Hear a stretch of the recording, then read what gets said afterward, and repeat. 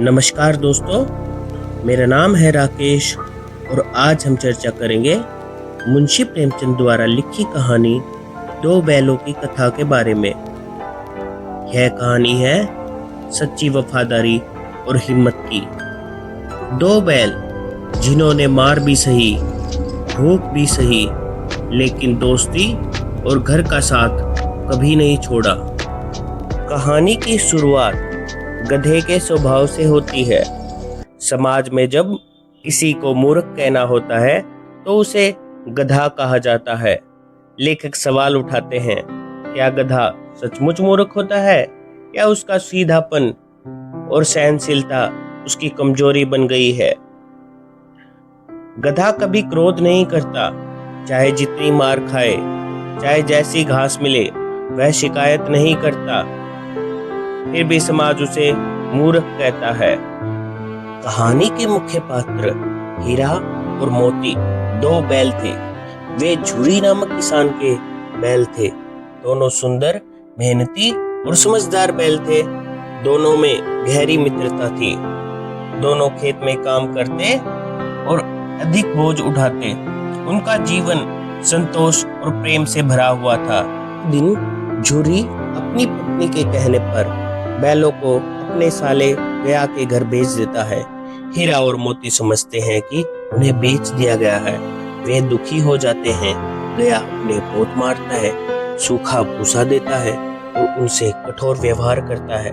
दोनों बैल अपमान और पीड़ा सहते हैं, लेकिन उनका आत्मसम्मान जाग उठता है। रात में दोनों बैल मोटी रस्सियां तोड़कर भाग निकलते हैं। लंबी दूरी तय करके अपने असली मालिक झुरी के घर वापस आ जाते हैं। सुबह झुरी उन्हें देखकर बहुत खुश हो जाता है। गांव के बच्चे उनका स्वागत करते हैं, लेकिन झुरी की पत्नी नाराज हो जाती है और उन्हें नमक हराम कहती है। आखिरकार गया फिर से आता है और उन्हें गाड़ी में ले जाता है। गया के घर उन्हें बहुत कष्ट दिए जाते हैं, सूखा भूसा, मारपीट और अपमान। लेकिन एक छोटी अनाथ लड़की, भैरों की बेटी, रोज रात को चुपके से उन्हें 2 रोटियां खिलाती है।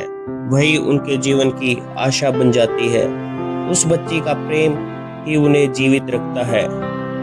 एक रात लड़की उनकी रस्सियां खोल देती है, लेकिन बैल सोचते हैं कि अगर हम भाग गए तो इसका दोष बच्ची पर आ जाएगा।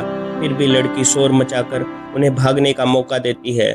दोनों दोस्त भाग निकलते हैं। भागते भागते वे रास्ता भूल जाते हैं।